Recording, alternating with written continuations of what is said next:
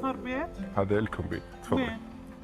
في المنطقة اللي احنا مختارينها، والله انا ما اعرف اسمها.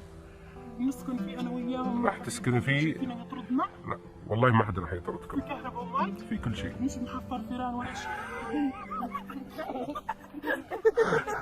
الشيخ الصبح لقيت الفار بياكل خبزهم، يعني لا تلعب باعصابنا. والله ما لعب باعصابك، تفضلي.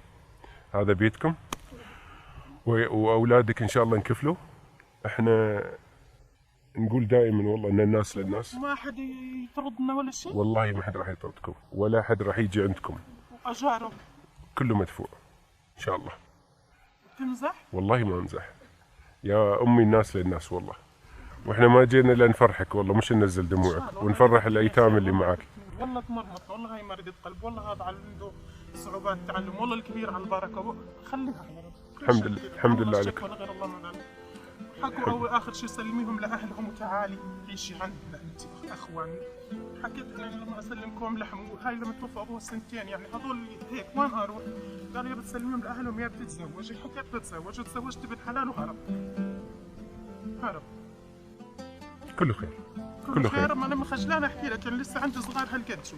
طيب بس لما هرب الزلمه سكرنا الباب وخلص. يعني هسه هذا الشيء يعني طلع تقريبا 35 قطبه قبل فتره من هون لهون. اذا ما ظليت انا وياه للفجر في المستشفى ما واحد وقف معنا، وكلهم طيب. بيعرفوا انه وقعوا هيك. بيجوك اليوم شباب بياخذون اولادك كلهم، ان شاء الله. بتروحي للمستشفى، شو اللي محتاج فحوصات، شو اللي محتاج علاج. ركزت فيهم الحمد لله، الخمسه اللي ابوهم متوفي عملت لهم تامين صحي. طيب الحمد لله. الان اولادك انكفلوا، واحنا الحمد لله جايين الاردن نعمل مبادره. المبادره هذه نكفل فيها 1000 يتيم، ورايحين لبلد ثاني، بلد ثاني ان شاء الله نوصل ل 10000 يتيم. وانتم اول منا اجار وكهرباء ومي وهيك. انا بس اشرح عليك، انتم اول خمس، يعني الحمد لله كفلنا من عائلتك الجميله اول خمسه حلوين، الله يحفظهم ان شاء الله لين يوصل عمرهم 18 سنه. ان شاء الله بكونوا شاب وخلص بيشتغلوا خلص. اي عشان يشيلوكي يا رب. وهم يسمعوا الكلام، هم بيسمعوا. بحكي لهم دائما، يعني اول امبارح اسالهم بدنا تفاح، اشترينا تفاحه واحده بربع دينار. هلا عندك فلوس تقدري تروحي تشتري لهم. السكن لو بدك من اليوم تنتقلي احنا جاهزين، والله من اليوم تشيلي هذا. فيش شيء هذا بينشال، ممكن الا بواقي حرماتهم. طيب فيش يعني فرعنا محجبات. اليوم راح يجوكي الشباب، تروحوا كلكم بس تشيلوا هدومكم وتروحوا على الشقه الجديده، وابشرك راح تتاثث اثاث كامل، ومن دون ايجار ومن دون كهرباء ومن دون اي شيء. يلا، وهذا فرج من رب العالمين. وين المدرسه؟ طيب اما بننقلهم لمدرسه ثانيه او بيجيب لهم باص يوصلهم.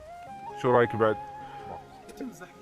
والله ما عم امزح، والله ما عم، والله العظيم ما امزح. طيب يا امي، الناس للناس والله، والدنيا بخير، وهذا فضل من رب العالمين. وانا اقول لك على شيء، انا مره واحد صاحبي قال لي ابحث عن نفسك بين دعوات الناس، فاحنا ما بدنا الا دعوه واستجابه ان شاء الله رب العالمين، وفلوس الناس هذه اللي احنا قاعدين نوصلها. الله يبارك فيكي. انا مش مستوعب والله. تستوعبي اليوم ان شاء الله. مرضت اكتئاب الى 4 سنين على ضد نفسي. بحس مخي وقف، مش مصدقه والله. الله يبارك فيك، شكرا يا شباب، يعطيكم العافيه، سامحونا بردناكم، يلا ادخلوا داخل. شكرا يا امي، الله يبارك فيكي، ونلتقي على خير ان شاء الله. ما عندي الشباب الله كان قلت لك تفوت تشرب. الله يعطيك العافيه، والله احنا ماشيين في طريقنا. يلا سامحينا، الجو بارد. شكرا. لا تصدقي وفي كهرباء ومي ونصدق مش زين كل شيء. والله بيت مرتب راح تنبسطي فيه. يلا يعطيكم العافيه، شكرا يا امي، مع السلامه، الله يعطيك العافيه.